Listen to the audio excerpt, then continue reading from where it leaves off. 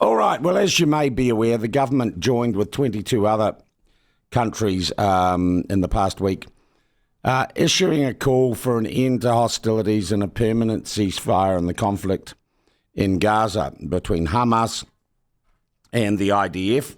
The Israelis, of course, responding to an unprecedented murderous attack on October the 7th, 2 years ago, in which a couple of thousand people were killed and hundreds were taken hostage. 50 hostages, alive and dead, are still held by Hamas in underground complexes and homes in Gaza. But a new Pallywood, it's called, the Palestinian or the Hamas propaganda machine, has been very effective in the last 2 years of painting, strangely enough, Israel as the bad guys. And the new narrative that is being lapped up by Radio New Zealand and the BBC and Sky News and the United Nations is that Israel is deliberately starving hundreds of thousands of people in Gaza, and that it's a genocide, of course, and that the world needs to do something, and Jewish people are bad. So the New Zealand government, along with some other very woke government, signs a letter saying, woe is me, a letter which, believe it or not, is welcomed by Hamas, which is recognised internationally as a terrorist organisation. Mr. Peters, our foreign minister, wasn't too keen to talk about whether or not he felt good about issuing a statement that is welcomed by a terrorist group. But in the context of the conflict and what it has meant for the Jewish community in New Zealand and Israelis living in New Zealand, I thought we should get some comment. So I went to our friends at the Israel Institute of New Zealand. Dr Sheree Trotter from that organisation joins us now. Doctor, thank you and welcome to the program. Thank you. Good to be here. All right, now you on the speakerphone. Can I just say I'm not a spokesperson for the Israel Institute of New Zealand, rather the Indigenous Embassy, Jerusalem. The Indigenous Embassy. Okay, right. Sheree, are you on speakerphone? No. Can you hear me okay? Yeah, it's just a little bit. It's a little bit echoey. Okay, so I will. I'll take my earplugs out. Yeah, that's a good idea. Just hold it to my ear. That's much better. Yeah. Let's see how that is.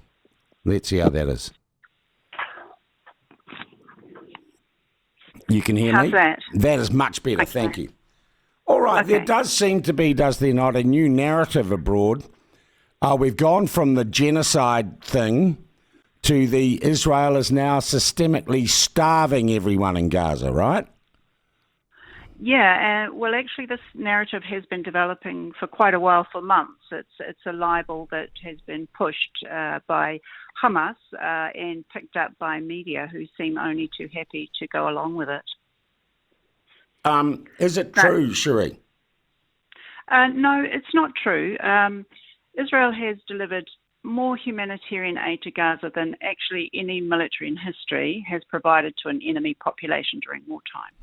So more than 94,000 trucks carrying over 1 million tonnes of aid have entered the territory. In the past 2 months, 4,500 trucks have entered Gaza, and that's according to COJAT, which is the coordinator of government activities in the territories. So Israel is doing its bit to try and get the aid in there, but of course the problem is the politics around the aid distribution.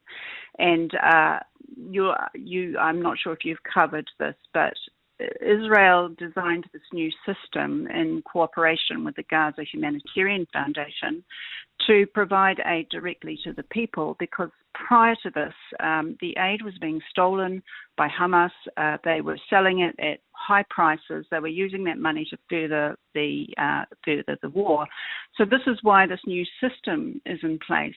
But Hamas is doing everything it can to disrupt the system in cooperation with the UN. So you may have seen on social media yesterday there were 950 trucks sitting outside Gaza waiting to go in, but the UN was refusing to take it in. And there it is in the scorching heat at the moment in the middle of the summer. Now, why is the UN refusing to let those trucks in? Well, the UN has been captured has been infiltrated by Hamas and works in cooperation with Hamas. So the aid distribution is a source of power. It's a source of funding for Hamas, and their operatives have infiltrated. And this is part of the complexity of this conflict, is that Hamas is embedded in the civilian population and in organisations like the UN. And we've seen this with the 7th of October, where UNRWA staff were cooperated and participated in that attack. And we've seen this for months, this complicity of the UN with Hamas. All right. How do you feel then when our government comes out and issues a statement which is widely interpreted, along with other countries, which is widely interpreted, and can, quite rightly so, as being anti-Israeli? Well, it's very easy for governments like ours in Australia and Canada to come out with these statements which sound very highly moral, which are, gives them brownie points. It makes it look as if they're doing something, but it actually hinders the whole process of trying to come to a ceasefire agreement. And the US, with which they're doing the hard work and trying to negotiate with Hamas. Hamas is the one who is refusing to come to the party and refusing these proposals. And so, countries like ours will come out with these lofty sounding statements. What it does is it gives more rope and more room for Hamas to hold on and trying to push for what they are wanting.